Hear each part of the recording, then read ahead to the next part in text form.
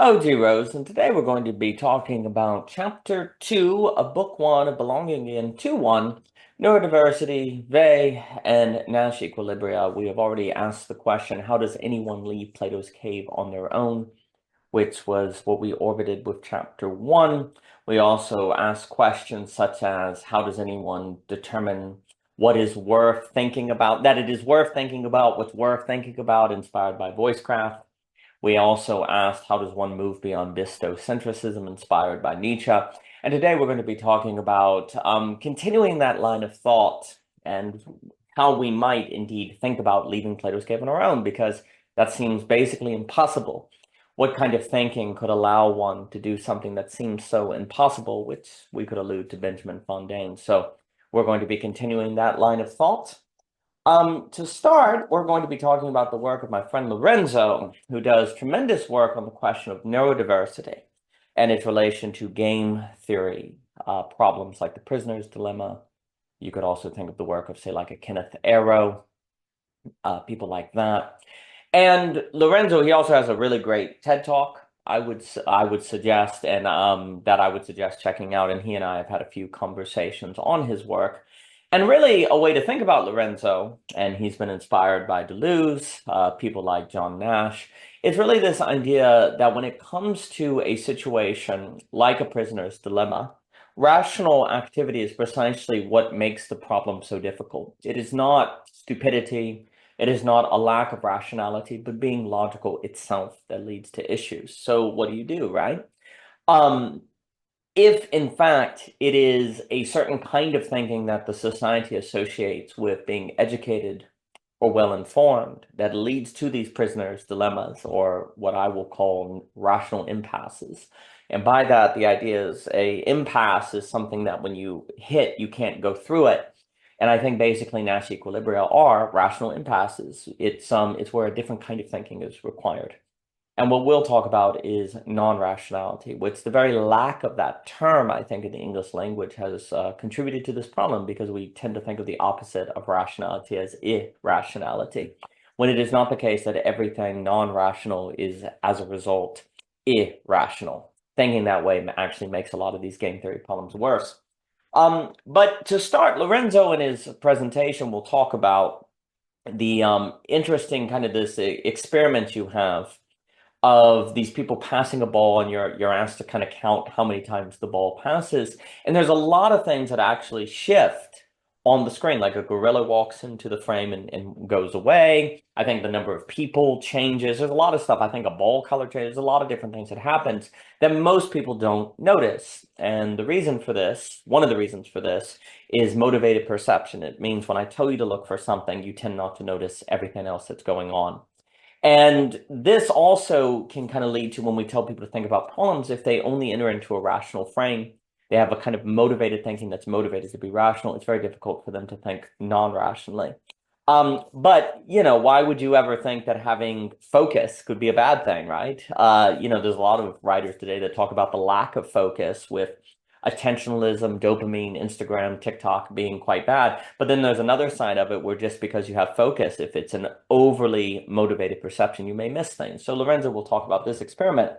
And what's really, really interesting is what seems to increase the likelihood people notice the monkey that comes into the frame and leaves really isn't rising IQ, but increased neurodiversity. And neurodiversity is what Lorenzo is going to emphasize, which is not simply rising IQ. In fact, rising IQ might sometimes contribute to the problem, precisely because you've trained to focus so much on when I tell you to count the number of balls, you've been trained by the school system to really focus on the ball, and so you don't notice anything else. But Lorenzo is going to stress increased neurodiversity. Also, fascinating enough, Lorenzo is really going to be combining together collective intelligence with neurodiversity.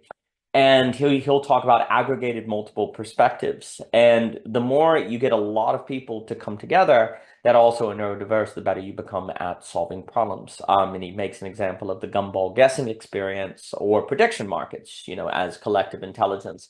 And some of the principles on why collective intelligence works works like it does is you have decentralization, so you don't have a single, say, institutional incentives that capture thought or make everyone think similarly. You have independence, so you're not so worried about what other people think. That's really important for collective intelligence. You, of course, have aggregation when you can bring everyone together and kind of aggregate and determine the mean, the average.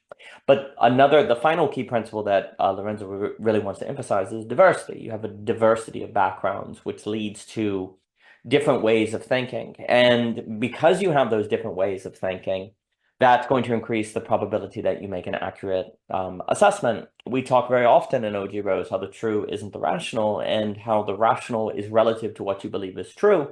And the truth tends to be a result of experiences, emotional relationships, stuff like that.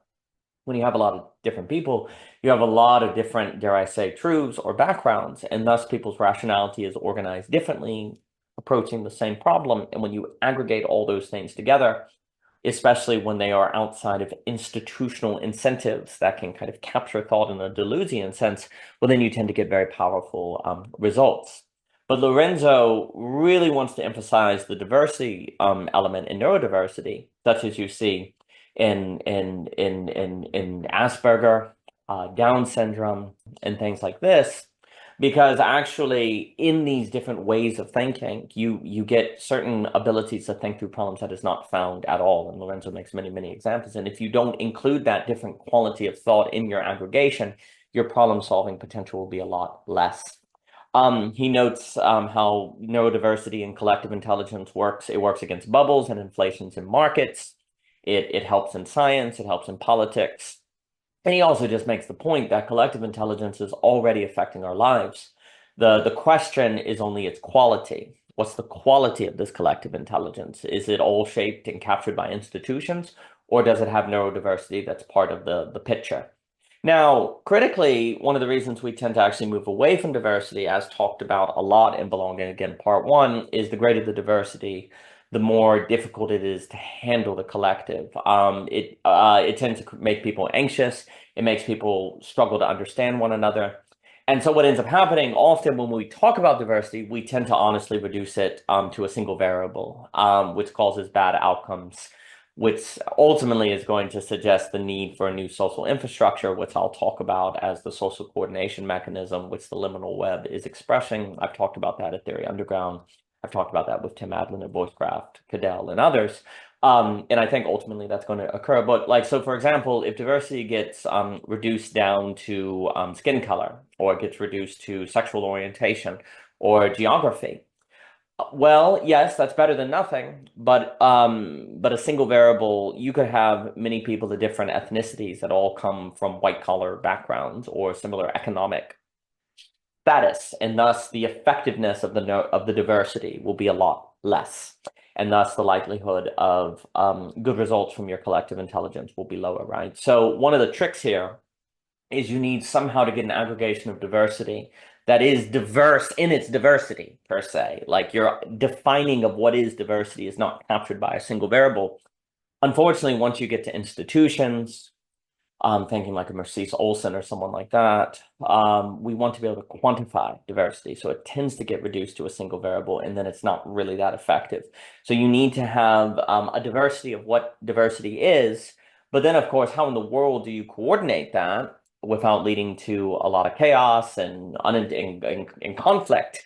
Well, again, ultimately, it's going to require a new social coordination mechanism. But the point is, Lorenzo just really wants to stress, we have to keep our diversity very robust. It has to be very, very robust. Lorenzo will talk about Todd May, who with his Dr. Lorenzo worked with Todd May at Clemson, and Todd, Dr. May will talk. He's done classes on Deleuze. He's done work on Foucault, classes on Foucault, lectures, and he'll talk. And so Lorenzo's thinking has been inspired by Dr. May. And Lorenzo really will suggest that collective neurodiverse intelligence is really central if we're going to avoid capture societies of control, like Deleuze will talk about, and maintain a line of flight. But of course, lines of flight risk chaos and destroying the symbolic, as Lacan will emphasize. And then you lose the social order. So you really don't want that. But then at the same time, if you don't take Deleuze seriously, you are at risk of being captured and ultimately probably serving Nick Land's capital, as Mikey Downs talked about. Nick Land talked about AI, an extension of the logic of capital. Mikey Downs is very good on that. So we can see Dr. May on Foucault and Deleuze really addressing that problem, and Lorenzo incorporates Dr. May into his thinking, suggesting that collective neurodiverse thinking is a way to have a line of flight that also does maintain the social order. It doesn't, if you can figure out how to coordinate it, you don't have to lose the social order, even though this might be very tricky. And so able to think non-rationally, which I think is ultimately what occurs when you get neurodiversity, not stuck in the normal like what concerned Foucault and Deleuze. The neurodiverse can be the first movers in producing new ways of thinking that save us from out-of-date systems and rational impasses. And please note, if higher IQ, higher rationality does not help us deal with rational impasses, then we need to take a different strategy. And what Lorenzo is offering seems to be completely correct, which is ultimately what I believe the liminal web and the social coordination mechanism make possible at a greater scale. That has to be elaborated on. And so basically the spread of neurodiversity as such is going to be something we can overlay with spreading childhood, I think, because Nietzschean childhood, which we connected with leaving Plato's cave on our own, is not merely an intelligence matter. It is something different, something of a different kind of subjectivity entirely. And so I think childhood in the Nietzschean sense can be overlaid with neurodiversity in the way that Lorenzo is talking about it, and it's hinting at how we can deal with the problem of Plato's challenge and leaving the cave on our own, as we talked about in chapter 1. This will bring us to Simone Weil as an example of a kind of neurodiversity needed for us to overcome rational impasses. I think Simone Weil is a very interesting case study. I don't know if she was actually neurodiverse, but she certainly thought differently from most. And we're also going to use the term menti-divergence in Belonging Again instead of neurodiversity, because neurodiversity, I don't want to appropriate that in a problematic way. I am using it when I start talking about spreading childhood. It's going to be more analogous. But menti-divergence, mental divergence, the ability to think divergently in mental structures is certainly something I would associate with neurodiversity, and something that we seem to require as human beings. I think Nietzsche's project, childhood, absolute knowing, Deleuzian individuals, as we talk about in Belonging in part 1, all of these things are suggesting not merely greater intelligence, but something like menti-divergence, which is an entirely different subjectivity. And that's what we have to think. And I think Simone Weil can, just because he doesn't fit easily into any categories, is a great case study of what that could look like, as certainly Nietzsche offers and others. So some of the things that make her so interesting, she believed things like it was easier for a non-Christian to become a Christian than for a Christian to become one, which sounds as if she supports kind of an individualistic lifestyle which avoids socialization. And in a way that's true, but she wasn't chaotic. It was more of the idea that we as human beings end up defined by our categories more than we define our categories. And so actually, ironically, she talks about if you seek truth, you're more likely to end up in the arms of Christ than if you say seek Christ. And Simone Weil was a Christian, but she was different. She never formally joined the church. And she was seen as really thinking Christian mysticism through. And someone like Flannery O'Connor said she was one of the most comicalized, but also the most tragic. She was seen as the saint, but she was also seen as strange. And I think that's getting at, again, something that's menti-divergent and really something that, say, a religion like Christianity needs to take very seriously. We could also associate it, I think, with things like Christian atheism, as Cadell's been teaching on, as Peter Rollins will talk about Zizek. I think she's very useful for this thinking. She also talks about things like it is supernatural to die for something weak. It's kind of easy to die for America, but if you talk about, say, dying for, the homeless guy down the street, or if you start talking about dying for something that's, for your just kind of your grocery store or something, that's not really seen as noble. But it's way more difficult to do that. It's way more difficult to lay down your life for something that is not socially acknowledged as valuable. And that's the kind of thinking she did. I mean, in all of her books, you just see this thinking that she was clearly incredibly intelligent, but she also was aware of the dangers of intelligence and she was trying to use intelligence to escape the trappings of intelligence. And I think that's getting at mentide-divergence. She talks a lot, some kind of key concepts from Bay. We have affliction and gravity and attention and grace. I would associate affliction and gravity with AA thinking. We talk about often in OG Rose, and attention and grace with AB thinking, which we can connect with Hegel and Cadell will talk about. And I think, a way to think about affliction and gravity is her notion of affliction rose from her time working at a factory. And it is when she also concluded that Marxism and the notion of an inevitable revolution were mistaken. She was a Marxist. She believed in workers' rights, but then she worked in a factory, went on the ground, and came to believe that an inevitable revolution was not going to occur. She came to understand the hidden nature of oppression itself, which we could align with the hidden ways rationality leads to suboptimal results in Nash equilibrium.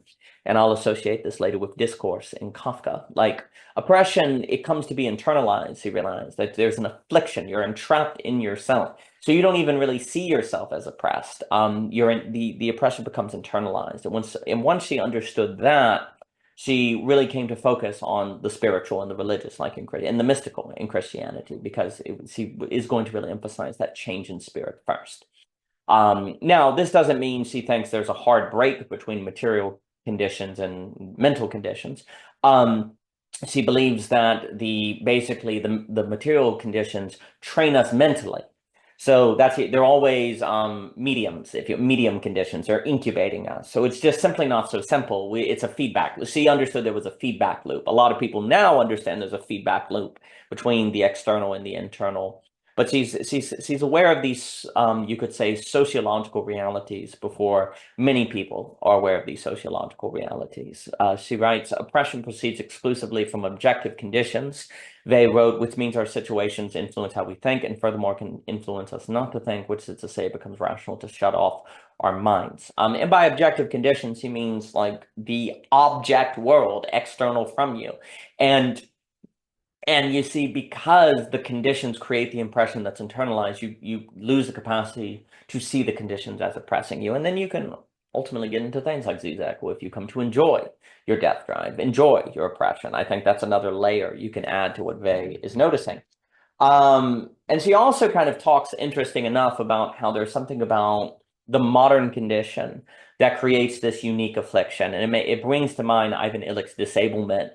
So he says, however tied and bound a primitive man was to routine and blind gropings, he could at least try to think things out, to combine and innovate at his own risk, at liberty, which is absolutely denied to a worker engaged in a production line.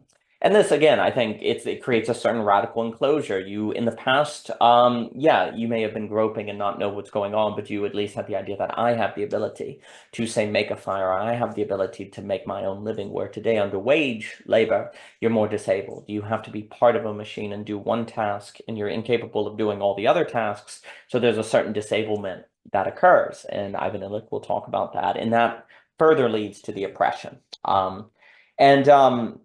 Another, we can also associate affliction AA with autonomous rationality. Autonomous thinking is a way in which you get stuck in an autonomous single way of thinking. It's not mentide-divergent. And so you're kind of stuck in this single way of thinking, automaton, autonomous, where there's autonomous thinking versus, say, dialectical thinking. There's a certain automaton structure of the subject that comes to the forefront. And Vey has this very interesting line where she says, this paragraph, if a captive mind is unaware of being in prison, it is living in error. If it has recognized the fact even for the 10th of a second and then quickly forgotten it in order to avoid suffering, it is living in falsehood. Men of the most brilliant intelligence can be born, live, and die in error and falsehood. In them, intelligence is neither a good nor even an asset. The difference between more or less intelligent men is like the difference between criminals condemned to life imprisonment and smaller or larger cells. The intelligent man who is proud of his intelligence is like a condemned man who is proud of his large cell. So as he understood that intelligence does not necessarily get you out of affliction or gravity, so this oppression weighing you down. In fact, it could just mean you live in falsehood. Maybe you've seen the truth, but then you deny it or you forget it. The practical difference between error and falsehood is not great. But her point here is that intelligence doesn't necessarily make a difference. And that's where, again, I think we can associate affliction with the game theory, with as Lorenzo talks about, with rational impasses and why we need something like multi-divergence. So just because we're smarter doesn't mean we aren't captured in the Deleuzian sense. Our address must be more multi-divergent. This brings us to attention, as he called it. Being capable of thought, we must choose between responding like robots to stimuli, which leads to affliction, or adapting to an inner representation of that necessity which is formed idiosyncratically. So you're either going to be living in response to your environment, which will probably lead to affliction, AA, or you're going to make a distinction between your inner and outer world and exist with them dialectically, which opens up an A-B possibility. But in order to do that, she thinks you really need attention, the ability to see what is in front of you. If you can't do that, if you can't really see, you're not going to be able to form an inner space to create a dialectical relationship between your inner and outer world. And this brings to mind the work of Dr. McGilchrist, and Ivan Illich. He talks about that as well. And remember our monkey example, where the ability to pay attention is so difficult, right? Like motivated perception. Well, what Vey is talking about is really something like the phenomenology of the artist, the ability to really take in and to see and to assess according to your own values, not to simply be pushed around like a billiard ball by cause and effect. And so, she writes, although people seem to be unaware of it today, the development of the faculty of attention forms the real object. And again, what Vey is saying, I think McGilchrist, Illich, and everyone's talking today about the loss of attention under attentionalism, dopamine, distraction, Instagram, all of that. I think they would be terrified. She would say that under these kind of technological stimuli, it's going to be like everyone will be under affliction. It will be very, very, very, very difficult not to be under affliction, which then a quote unquote revolution, a spiritual revolution, a revolution of the subject becomes very unlikely. And if that's the case, the ability of avoiding the outcomes described by Nick Land are going to be very hard. And we'll talk about the end of true history, quote unquote, at the causer of AI later in the book. But anyway, so attention, but again, attention is not merely a matter of intelligence. It is more of a capacity of experience and taking in and of the subject, which we can associate with mental divergence, I think. Attention consists of suspending our thought, leaving it detached, empty, and ready to be penetrated by the object. It means holding in our minds within reach of that thought, but on a lower level and not in contact with the diverse knowledge we have acquired, which we are forced to make use of. Our thoughts should be in relation to all particular and already formulated thoughts. As a man on a mountain who, as he looks forward, sees also below him, without actually looking at them, a great many forests and plains. Above all our thoughts should be empty waiting, not seeking anything, but ready to receive in its naked truth the object that is to penetrate it. I think we can certainly associate this with things like listening. Guy Sinstock talks about this, the proper status of dialogos, as Jacob Kashirtz in Space will talk about voicecraft. I could go on. There's really this idea that attention is not intelligence, but this certain way of holding the subject taking in the world, which actually opens up the aperture, you could say, by which real thought is possible. But of course, the wider the aperture, the more impossible it becomes to think everything that is there in the aperture. So there's a certain impossibility going on here.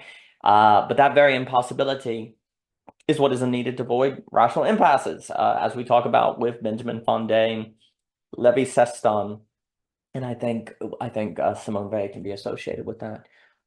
She also just points out how really the greatest hurts are hurts of attention. And so she was actually critical of the idea of human rights. But by human rights, the reason she was is because it turned everyone into this kind of blob, this unparticular being. And the person cannot be known by abstract ideas like human rights. The person is a matter of attention. And so a point is love. The deepest acknowledgments are matters of attention. And she makes this point suggesting the importance of attention, which also she associates with grace, this kind of lifting up versus the gravity, affliction, gravity pushes down, attention and grace have this sort of mysterious moving up. But see, this quote from her, "You do not interest me. No man can say these words to another without committing a cruelty and offending justice. Your person does not interest me. These words can be used in an affectionate conversation between close friends without drawing upon even the tenderness nerve. In the same way, one can say without degrading oneself, my person does not count, but not I do not count." And so what I mean, so for her, like person can become even like a certain abstraction. And so like there's this idea that the human right, the human is his ultimate abstraction. Person becomes a little bit better, it's a little more intimate, but then there's like the raw I, the raw thou in the Martin Buber sense, right? And so like you cannot say, you don't count, Daniel, without it being like destroying everything. So a concerns he has is you have these layers where you move from Daniel, person, human. And the more you go up that, the more you abstract away from the human being, leading to all sorts of issues. And so, but you see, the radical subject, the thou, can only be known in radical attention. So the closer you move to the place of suchness, as Daniel Zaruba and I talked about, the more you move to suchness, which again is for David Hume the basis of ethics, as I spoke with Jonkin about, that's where you find what matters to people. And so where attention is not possible, I can't attend to the abstraction of person or the abstraction of human right only to Michelle, Daniel, like suchness. That right there is a revelation that attention is primary, not ideas. Like ideas only in so much as they serve the attention. But it's the attention is where we find what we care about. And so the ability to cultivate attention, if we can't do that, we're not going to be able to care. We're not going to really have a meaningful relationship. So attention is primary, but attention is not really a matter of intelligence. It's something more. It's something more than that. And that's going to bring us to chapter 3 of book 1, The Plans of Affliction or Preparation for Singularity. To find Belonging Again II.1, please check out Amazon. You can also find our recent short story collection, Under the Wing. All purchases and reviews are greatly appreciated. And thank you so much for your time.